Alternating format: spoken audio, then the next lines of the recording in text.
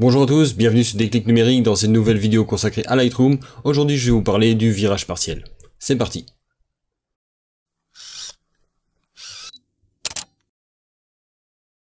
Si vous utilisez couramment Lightroom, vous avez sûrement déjà rencontré le panneau de virage partiel qui se trouve donc dans les outils à droite, en dessous de DSL couleur, dans lequel vous retrouvez principalement trois réglages, un réglage pour les hautes lumières, un réglage pour la balance et un réglage pour les basses lumières.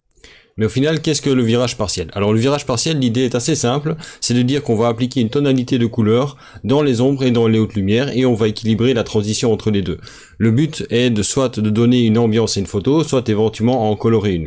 Vous pouvez par exemple employer ça pour prendre une photo noir et blanc et en faire du sépia. Donc par exemple en mettant un ton brunâtre dans les tons foncés et un ton jaunâtre dans les hautes lumières. L'autre possibilité est de l'utiliser pour donner de l'ambiance à vos photos en changeant la coloration de celle-ci, en jouant sur à la fois des couleurs dans les hautes et les basses lumières, soit pour renforcer une ambiance déjà existante, soit pour donner par exemple un côté un petit peu cinématographique à vos photos.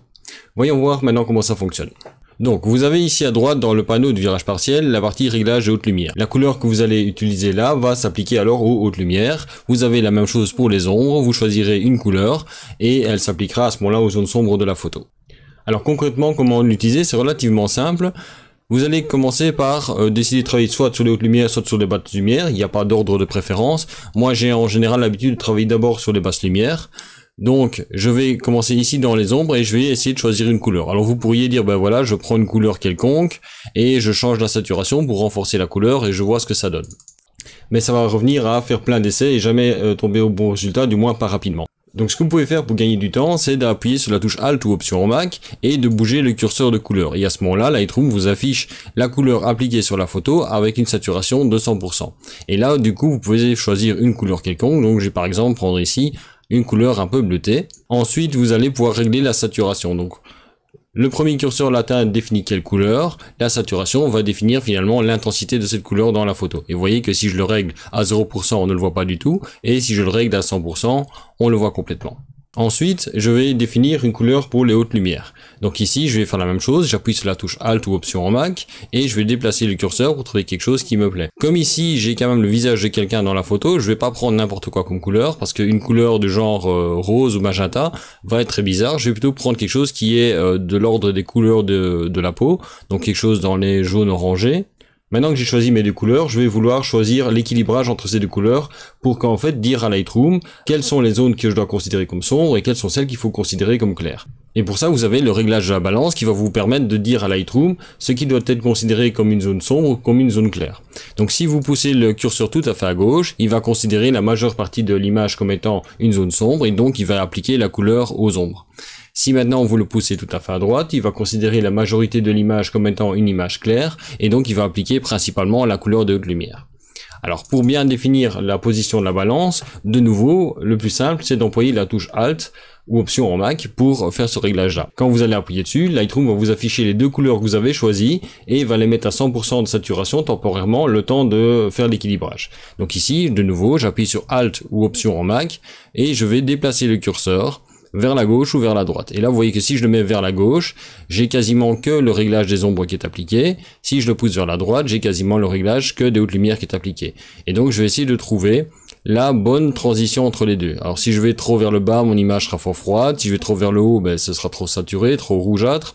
Donc je vais essayer de trouver un endroit où le visage est quand même dans des couleurs chaudes, où le pull, lui, se retrouve dans des couleurs plus froides, donc dans les ombres, et avec peut-être une transition au niveau de la barbe. Donc je vais jouer un petit peu ici pour trouver le réglage. Je pense que là, je suis pas mal. Et donc il ne me reste plus maintenant qu'à régler la saturation des deux couleurs, celle pour les ombres et celle pour les hautes lumières.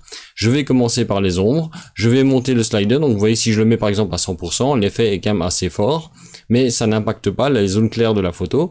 Je vais essayer de trouver le seuil qui me plaît, donc je joue un petit peu en allant gauche à droite, et vous voyez que si je fais attention au niveau du pull ici, on a une coloration bien bleutée qui apparaît, donc ça me plaît relativement bien comme ça. Et maintenant je vais faire la même chose avec les hautes lumières, je vais pousser la saturation jusqu'au moment où j'ai un résultat qui me plaît. Là je suis sur quelque chose qui me plaît assez bien, et donc je vais faire un avant-après. Donc avant ma photo était correctement exposée, les couleurs étaient correctes, elles étaient neutres. Une fois que j'applique ça, je crée une ambiance de ma photo. Alors on aime ou on n'aime pas ce genre de traitement, ça bien entendu c'est à vous de le définir, mais ça vous permet, si vous le désirez, en tout cas de mettre des tonalités dans vos photos. Alors maintenant, si vous voulez travailler de manière assez précise, c'est-à-dire que si vous voulez définir exactement une couleur parce que vous voulez toujours le même traitement sur vos photos, vous pouvez très bien entendu, rentrer des valeurs ici au niveau de la teinte et de la saturation, aussi bien que de la balance, de manière numérique. Donc par exemple, si je voudrais quelque chose d'assez orangé, je vais mettre genre 35 en couleur ici, et je pourrais mettre par exemple 215 ici, et à ce moment-là, avoir des valeurs précises. Si je le copie ces paramètres sur d'autres photos, ce seront toujours les mêmes qui seront appliqués. Du coup, vous pourriez vous demander à quoi correspondent ces chiffres ici. Le plus simple, c'est la saturation. La saturation est une valeur qui va de 0 à 100. Avec 0, c'est 0% de saturation, ça veut dire qu'il n'y a pas de couleur qui est appliquée. 100%, la couleur est au maximum, la saturation est poussée à 100%. Pour la couleur, c'est une autre histoire. La couleur est donnée en degrés. En degrés, non pas de température Kelvin cette fois-ci, mais en degrés faisant référence à un cercle. D'ailleurs, si vous cliquez sur la vignette de la couleur ici, vous pouvez également choisir la couleur. Vous allez avoir par défaut à gauche les rouges qui vont être 0 degré. Et donc en fait, chaque fois que vous allez vers la droite, vous voyez que le chiffre augmente jusqu'à arriver l'autre côté où vous allez arriver à 359 degrés. Et quand vous arrivez à 359 degrés, on a fait le tour du cercle. Et donc à ce moment-là, vous retrouvez l'autre côté. En fait, ces chiffres-là font référence à la roue des couleurs que je vous affiche ici. Comme vous le voyez, le 0 correspond à un rouge, puis je passe dans les oranges, dans les jaunes, dans les verts, dans les bleus, etc. Et quand j'ai fait le tour de la roue, je reviens sur les rouges. Alors ce qui est intéressant, c'est que du coup, on peut utiliser ces valeurs-là pour facilement trouver des couleurs complémentaires. Le principe des couleurs complémentaires, c'est qu'elles sont opposées sur cette roue de couleurs. Donc ça veut dire qu'elles sont séparées de 180 degrés.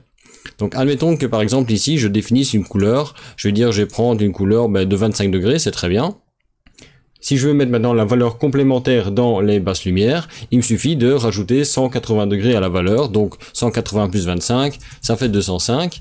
Et à ce moment-là, si par exemple je pousse la saturation au maximum pour bien vous montrer, donc même si l'effet est trop fort, vous voyez que ces couleurs sont assez complémentaires, et donc après il ne reste plus qu'à doser au niveau du réglage de ce côté-là. Vous pouvez bien entendu comme ça créer des réglages bien plus étonnants, notamment par exemple je pourrais dire que dans les hautes lumières je vais prendre quelque chose comme un rose. Donc je tombe sur 297 degrés. Donc si je fais 297 et dans ce cas-là j'enlève 180, j'arrive à 117 degrés ici. Et donc j'ai le magenta et le vert qui sont bien des couleurs opposées.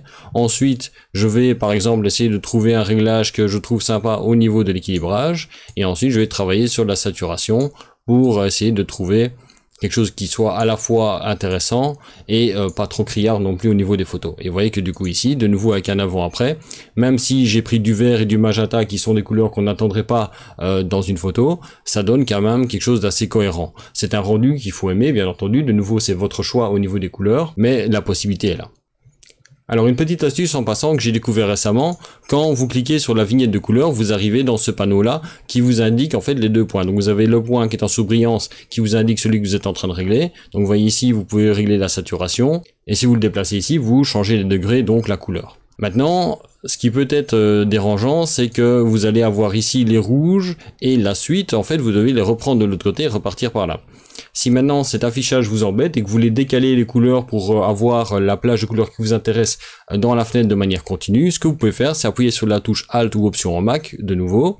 Et à ce moment-là, vous pouvez déplacer en fait la plage de couleurs autant que vous voulez. En fait, il fait le tour de la roue à chaque fois. Et donc, vous pouvez aligner les couleurs comme ça vous chante pour que ce soit le plus pratique pour votre utilisation. Et donc, par exemple, si vous voulez que les hautes lumières soient toujours à gauche et que vous puissiez regarder où se trouvent les basses lumières, à ce moment-là, vous pouvez simplement tourner là. Comme ça, à gauche, j'ai mes hautes lumières, à droite, j'ai mes basses lumières. Si maintenant je voulais faire l'inverse, j'aurais simplement décalé un petit peu vers la droite. Et j'ai à ce moment-là mes hautes lumières qui se trouvent là et mes basses lumières qui se trouvent là. Aussi bien pour les hautes lumières que les basses lumières, vous avez une série de paramètres prédéfinis qui sont mis. Par exemple, le premier, c'est simplement un gris neutre, c'est-à-dire qu'en fait, il met la saturation à 0 et donc il n'y a pas d'impact sur la couleur. Vous avez par défaut des jaunes, des beiges, un bleu et un bleu plus clair, qui sont des couleurs qu'on emploie très couramment en complément. Donc par exemple, mettre le bleu très clair au niveau des basses lumières et le beige clair au niveau des hautes lumières. Alors si jamais ces pré-réglages ne vous plaisent pas, ce que vous pouvez faire, c'est éventuellement les re-régler, c'est-à-dire vous pouvez employer ça pour enregistrer vos valeurs préférées.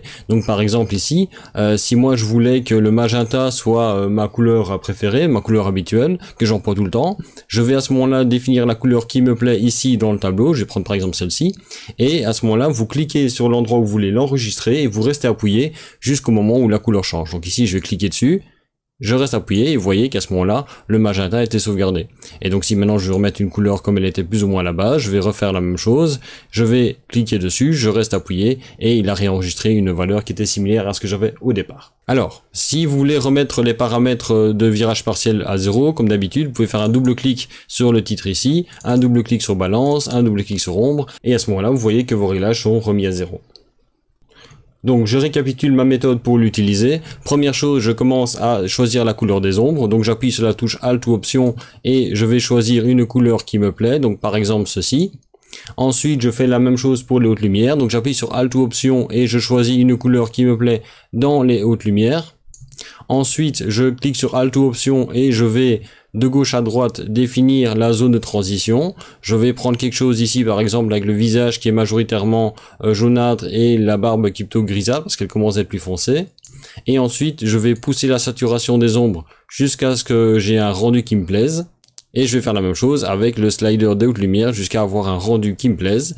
Ensuite je n'ai plus qu'à faire un avant-après pour voir le résultat. Et éventuellement faire quelques ajustements, comme par exemple ici, je voudrais avoir plus d'impact au niveau des basses lumières, donc je vais déplacer à ce moment-là le curseur vers la gauche.